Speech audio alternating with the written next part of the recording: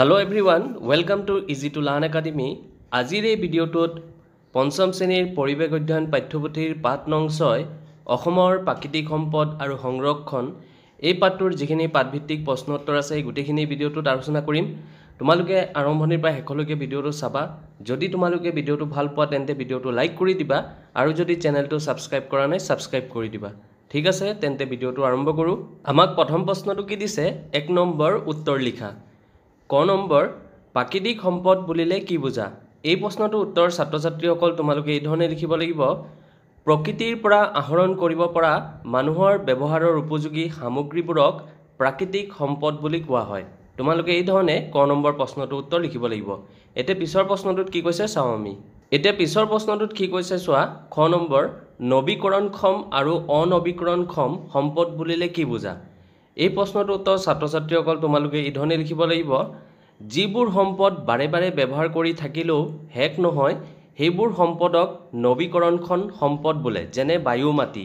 আনহাতে যিবোৰ সম্পদ এবাৰ আহৰণ কৰি ব্যৱহাৰ কৰাৰ পাছত পুনৰ সৃষ্টি হ'বলৈ বহুত দীঘলীয়া সময় লাগে তেনেবোৰ সম্পদকে অনৱীকৰণক্ষম সম্পদ বোলে, যেনে কয়লা, খাৰুৱা তেল।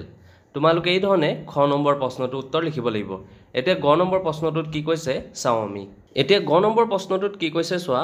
অসমৰ ৰাষ্ট্ৰীয় উদ্যান কেইখনৰ নাম লিখা? এই প্ৰশ্নটোৰ উত্তৰ ছাত্ৰ-ছাত্ৰীসকল তোমালোকে এই ধৰণে লিখিব লাগিব।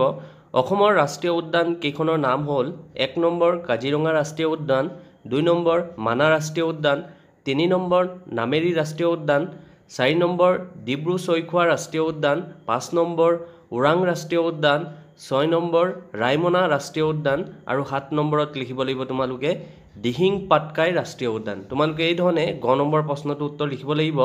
এতিয়া ঘ নম্বৰ প্ৰশ্নটোত কি কৈছে চাওঁ আমি। এতিয়া ঘ নম্বৰ প্ৰশ্নটোত কি কৈছে চোৱা। অসমৰ কোনকেইখন জিলাত চূণশিল পোৱা যায়? এই প্ৰশ্নটোৰ উত্তৰ তোমালোকে এই ধৰণে লিখিব লাগিব। অসমৰ ডিমা হাছাও আৰু কাৰ্বি আংলং জিলাত চূণশিল পোৱা যায়। তোমালোকে এই ধৰণে ঘ নম্বৰ প্ৰশ্নটোৰ উত্তৰ লিখিব লাগিব। এতিয়া ঙ নম্বৰ প্ৰশ্নটোত কি কৈছে চোৱা। অসমৰ বনাঞ্চলত থকা 4বিধ প্ৰাণীৰ নাম উল্লেখ কৰা। এই প্ৰশ্নটোৰ উত্তৰত তোমালোকে লিখিব লাগিব। অসমৰ বনাঞ্চলত থকা 4বিধ প্ৰাণীৰ নাম হ'ল সোণালী বান্দৰ, বনৰীয়া মহ, বন গাহৰি আৰু বনৰীয়া ঘোঁৰা। তোমালোকে এই ধৰণে ঙ নম্বৰ প্ৰশ্নটোৰ উত্তৰ লিখিব লাগিব। এতিয়া পিছৰ প্ৰশ্নটোত কি কৈছে চাওঁ আমি। এতিয়া 2 নম্বৰ প্ৰশ্নটোত কি কৈছে চোৱা। চমু টোকা লিখা। ইয়াত আমাক কেইটামান বিষয় দিছে, এই বিষয়সমূহৰ ওপৰত আমাক চমু টোকা লিখিবলৈ কৈছে। ক নম্বৰ চমু টোকাটো দিছে আমাক অভয়াৰণ্য। ইয়াৰ উত্তৰত তোমালোকে এই ধৰণে লিখিব লাগিব। অভয়াৰণ্যত বন্যপ্ৰাণী আৰু গছ-গছনিক বিশেষভাৱে ৰক্ষণাবেক্ষণ দিয়া হয়। অভয়াৰণ্যত থকা গছ-গছনি যাতে বিনা অনুমতিত কোনেও কাটি লৈ যাব নোৱাৰে আৰু বন্যপ্ৰাণীবোৰ বধ কৰিব নোৱাৰে তাৰ প্ৰতি চোকা দৃষ্টি ৰখা হয়। পবিতৰা, গৰম পানী আৰু লাওখোৱা আদি অসমৰ উল্লেখযোগ্য অভয়াৰণ্য। তোমালোকে এই ধৰণে অভয়াৰণ্য চমু টোকাটো লিখিব লাগিব। ইয়াৰ পিছত আছে সংৰক্ষিত বনাঞ্চল। ইয়াৰ উত্তৰত তোমালোকে এই ধৰণে লিখিব লাগিব। সংৰক্ষিত বনাঞ্চল বনজ সম্পদত চহকী প্ৰাকৃতিক অঞ্চল কিছুমানক চৰকাৰে সংৰক্ষিত বনাঞ্চল হিচাপে ঘোষণা কৰে। এই সংৰক্ষিত বনাঞ্চলসমূহত থকা উদ্ভিদ আৰু বন্যপ্ৰাণীৰ সুৰক্ষাৰ ব্যৱস্থা বন বিভাগে লয়। তোমালোকে এই ধৰণে খ নম্বৰ চমু টোকাটো লিখিব লাগিব। এতিয়া গ নম্বৰ চমু টোকাটো আছিলে উদ্ভিদ উদ্যান। এইটো তোমালোকে এই ধৰণে লিখিব লাগিব। উদ্ভিদ উদ্যানত বিভিন্ন প্ৰজাতিৰ উদ্ভিদ সংৰক্ষণ কৰা হয়। এই উদ্যানত উদ্ভিদবিলাকক চিনি পাবৰ বাবে প্ৰত্যেকডাল উদ্ভিদৰ গাত স্থানীয় নামৰ লগতে বৈজ্ঞানিক নামৰ ফলক লগোৱা থাকে। গুৱাহাটীৰ চিৰিয়াখানাত উদ্ভিদ উদ্যান আছে। তোমালোকে এই ধৰণে গ নম্বৰ চমু টোকাটো লিখিব লাগিব। এতিয়া ঘ নম্বৰ চমু টোকাটো তোমালোকে কি ধৰণে লিখিবা সেইটো চোৱা। ঘ নম্বৰ চমু টোকাটো তোমালোকে এই ধৰণে লিখিব লাগিব। ৰাষ্ট্ৰীয় উদ্যান। ৰাষ্ট্ৰীয় উদ্যান কেন্দ্ৰীয় চৰকাৰৰ দ্বাৰা স্বীকৃতিপ্ৰাপ্ত অঞ্চল য'ত বন্যপ্ৰাণীক সকলো সময়ৰ বাবে সংৰক্ষণ আৰু বংশবৃদ্ধিৰ বাবে ৰখা হয়। ৰাষ্ট্ৰীয় উদ্যানবোৰত বিৰল প্ৰজাতিৰ বন্যপ্ৰাণীবোৰক বিশেষভাৱে ৰক্ষণাবেক্ষণ দিয়া হয়। অসমত মুঠ 7খন ৰাষ্ট্ৰীয় উদ্যান আছে। তোমালোকে এই ধৰণে ঘ নম্বৰ চমু টোকাটো লিখিব লাগিব। এতিয়া 3 নম্বৰ প্ৰশ্নটোত কি কৈছে চাওঁ আমি। এতিয়া 3 নম্বৰ প্ৰশ্নটোত কি কৈছে চোৱা। 3 নম্বৰ প্ৰশ্নটোত আমাক কিছুমান খালী ঠাই পূৰ কৰিবলৈ দিছিলে। ইয়াৰ উত্তৰত তোমালোকে এই ধৰণে লিখিব লাগিব। ক নম্বৰ 21 মাৰ্চ দিনটো বিশ্ব বন দিৱস হিচাপে পালন কৰা হয়। তাৰপিছত খ নম্বৰটো তোমালোকে এই ধৰণে লিখিব লাগিব। প্ৰাকৃতিকভাৱে পোৱা সকলো সামগ্ৰী সম্পদ নহয়। তাৰপিছত গ নম্বৰ খালী ঠাইত তোমালোকে লিখিব লাগিব মাকুমৰ কয়লা খনি অতি পুৰণি। তাৰপিছত ঘ নম্বৰটোত তোমালোকে লিখিব লাগিব বিলাতী মাটি প্ৰস্তুত কৰিবলৈ চূণশিল ব্যৱহাৰ কৰা হয়। তাৰপিছত ঙ নম্বৰ খালী ঠাইত তোমালোকে লিখিব লাগিব ব্ৰহ্মপুত্ৰ আৰু বৰাক অসমৰ দুখন প্ৰধান নৈ। তোমালোকে এই ধৰণে ৩ নম্বৰ প্ৰশ্নটোৰ উত্তৰ কৰিব লাগিব। এতিয়া ৪ নম্বৰ প্ৰশ্নটোত কি কৈছে চাওঁ আমি। এতিয়া ৪ নম্বৰ প্ৰশ্নটোত কি কৈছে চোৱা, জৈৱ সম্পদ সংৰক্ষণৰ প্ৰয়োজনীয়তাৰ বিষয়ে লিখা।